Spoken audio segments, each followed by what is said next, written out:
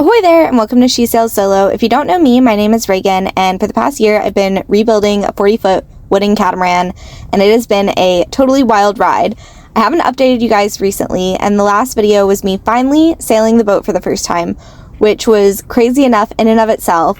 But now I have officially left the bay, and I'm going to catch you guys up on my first offshore sails and everything that is totally crazy that happened during them.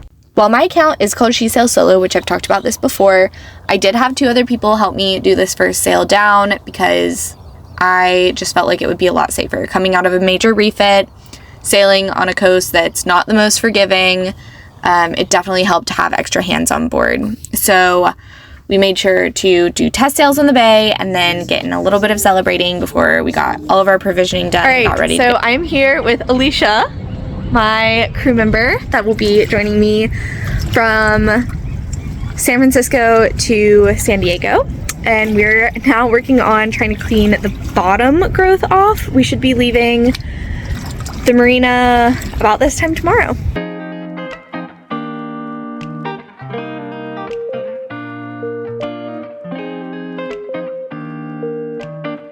These rudders. Up until the very last minute, we were pulling things on and off the boat, trying to make sure that we had everything that we needed. We shoved off the dock at dark, and we did a short sail through all of the crazy anchored cargo ships in the bay to Clipper Cove, which put us at a good position to leave the bay the next morning. It was the first time anchoring the boat, which was a little nerve-wracking, but it definitely made the sail the next morning a lot easier. So we just spent our first morning at anchor. We're in Clipper Cove on Treasure Island. We came in last night. It's a pretty shallow anchorage, so we had to make sure that we were watching the depth on the way in.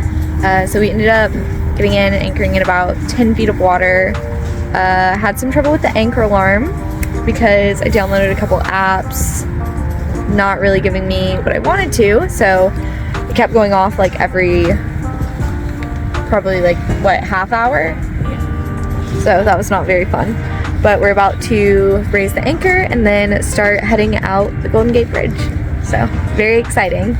To help prevent seasickness, I always like taking the less drowsy Dramamine. I take one the night before and the morning of, and it does the trick. But definitely don't recommend the chewables because they taste terrible.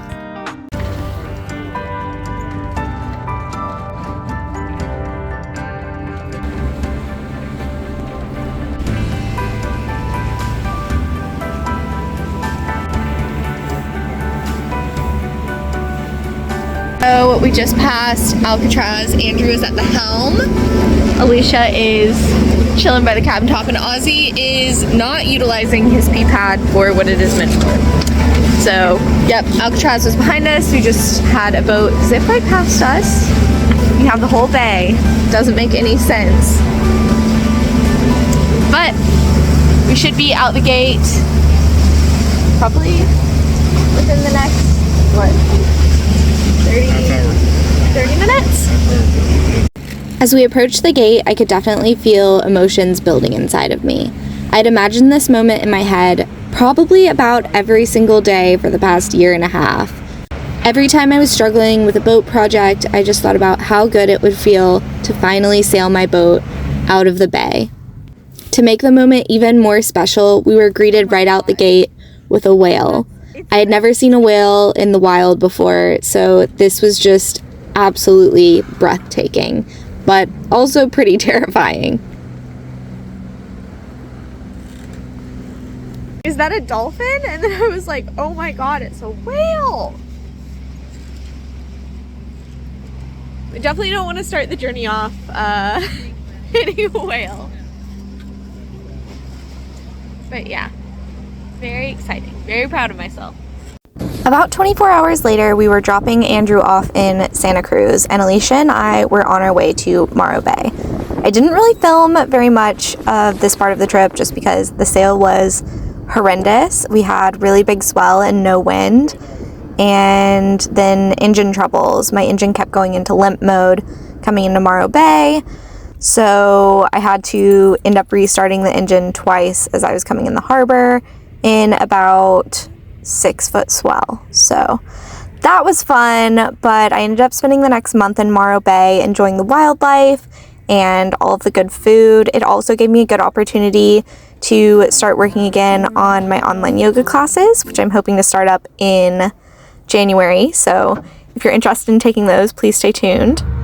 If you ever get a chance to stop in Morro Bay, I highly recommend it. Everyone here is so nice. It's incredibly walkable. It's a very small town feel, and they always have cute little events going on. There was also a great boating community that helped get my motor fixed, as well as a new winch installed on my mast. So I'm here with my friend Craig that I met, who is starting up the Resiliency Project here in Morro Bay, and I just want him to explain a little bit more about it to you guys really quick. Sure. Well, we're just getting started, a private nonprofit that is focused on individual energy and food security. And we do that by building small community within existing communities. Morro Bay is our pilot project. And so we're helping people get themselves solar and batteries, trying to get people their own energy, so that in the event of any kind of issues, we have individuals with their own power generation. And then food security is a real part of that. I feel like that is the most important thing that we need to secure first in order to move forward. If we aren't individually independent in our food and energy security, it's gonna hurt. It's gonna hurt bad. So I'm really hoping that we can help people do this, and like coming in here, doing this winch for you. Yep. Anybody that sails in, we want to make sure that they've got the things that they need to stay independent in energy and food, et cetera, and that means you need to be able to get your boat around. Yeah. Well, you've definitely made a big difference for the rest of our sail down the coast and all of my sails into the future, and I really appreciate your help, and I think what you're doing is really cool, and I'm glad that you could share it with us. Thank you so much. It's been a pleasure meeting you, and I can't wait to see the rest of your journey down here. It's gonna be really cool. So yeah, now you got the prettiest teak on your boat is right here. I know. Take care of it. I will. All Make right. sure it's taken care of.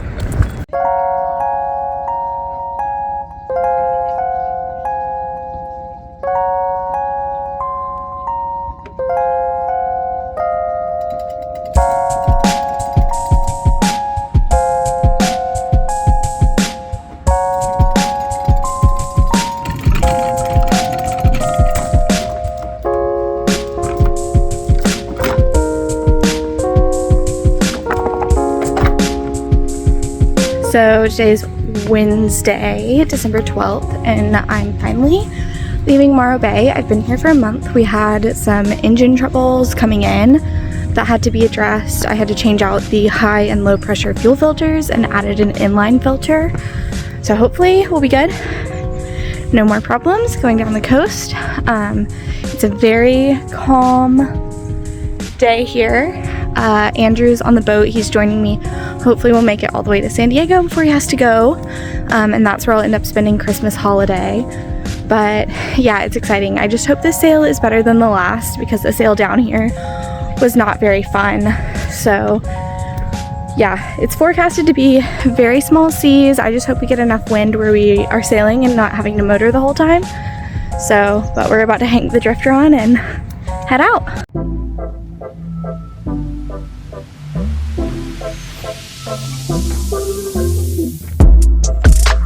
Time to get your life jacket on.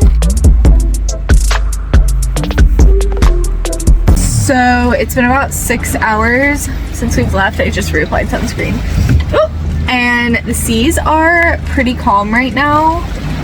We've had to motor the whole time. The wind is coming straight at us. So, and it's like barely anything either, but at this rate, hopefully, since the seas are flatter, we're able to motor a little bit harder. We had a lot of chop coming out of Morro Bay and the motor kept cavitating. So now we're going like a steady 4 knots, which is great.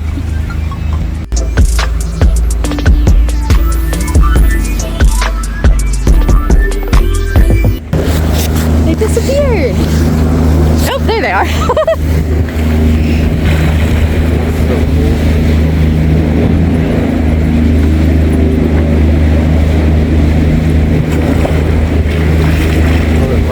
So we just rounded Point Conception right over here. So that's our first night of the trip. from Morro Bay to San Diego over with. It was fine. We just we have been motoring since we left Morro Bay. We had some trouble getting out of the harbor there. Yeah, motored all throughout the night. It wasn't until we started rounding the points that it got a little confused, so we had to slow it down a bit. But right now, where are we going? 4.5? 4.2. So we're cutting through the Channel Islands. So it feels so good that the sun's finally out.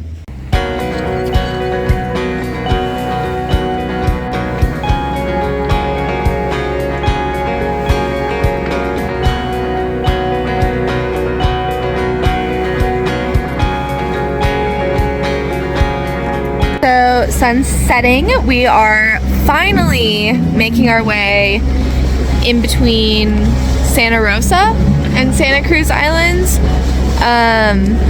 We've been staring at these two islands all day long, so very exciting. We had some bouncy seas for a bit, then the wind picked up, so we raised the sails, but it wasn't enough to make good speed, and we're kind of on a timeline, which is never good when you're sailing. But we're trying to get down to San Diego because they have a cruiser's anchorage that we could stay in for up to 3 months for free, which everywhere else it's up to 72 hours and then you have to leave, and each sail is a long offshore sail I really didn't want to do. So yeah, we're gonna get down to San Diego hopefully in the next, what's our estimated time now? Day? 12 hours. 1 day and 12 hours. So if we arrive in the morning, that would be nice. The shit's gonna hit the fan.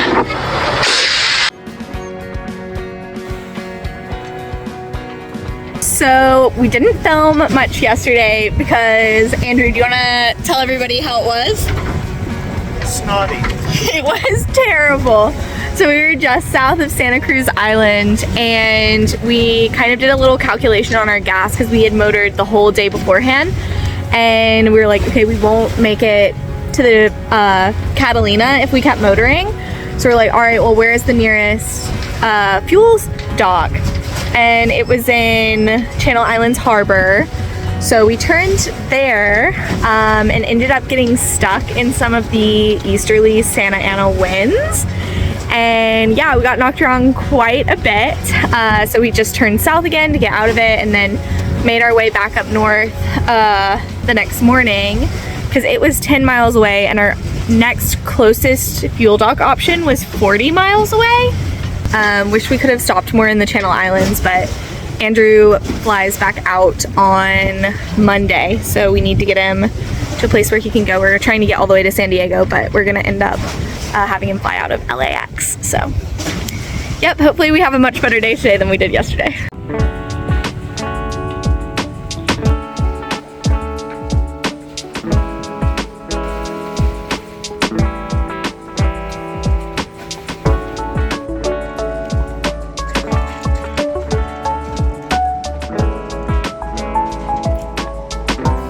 So we made it into Redondo Beach last night, which I can not say that I'm pleased so far. Our stay in the Channel Islands Harbor was nice. We were next to a bunch of really rundown buildings, and it was very expensive. But here, they basically have a private marina that took up the whole harbor with mooring balls. And they're very expensive. We can't get a hold of anybody at the harbor office because they're closed during the weekend. They typically only allow 7-day stay, but it's in the middle of the holiday season, we're about to have Christmas, so my crew can't arrive until after that. So I don't know. The harbor patrol here, while very nice, kind of seemed like they didn't really know what was going on. So I don't know. It's rightfully so. Yeah, it's not under their jurisdiction. I don't know. Not entirely pleased, but it'll be fine. So I'm gonna finish off this video really quick. I know I haven't put out one at all recently, but I didn't really have anything to say or enough to really tell, but luckily they let me stay in Redondo, so I'm here through the holidays, which is nice.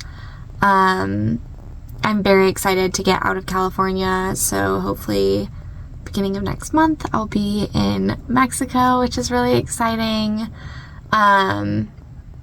Yeah, after we rounded conception, it definitely got a lot more manageable. Like, water's just the biggest difference as far as like comfort level. I'm very, very grateful that I listened to myself and that I had crew for this portion. I'm really excited about the crew member that will be joining me here in a few days. If you guys are familiar with like online sailing community, you might recognize her, which is going to be fun. But yeah, it's been a lot and I'm really proud of myself. I've definitely learned a lot about my boat and about what, you know, I feel comfortable with. So yeah, it's been a really good learning experience. And yeah, I can't wait to share the next leg with you guys. Warmer waters, here I come.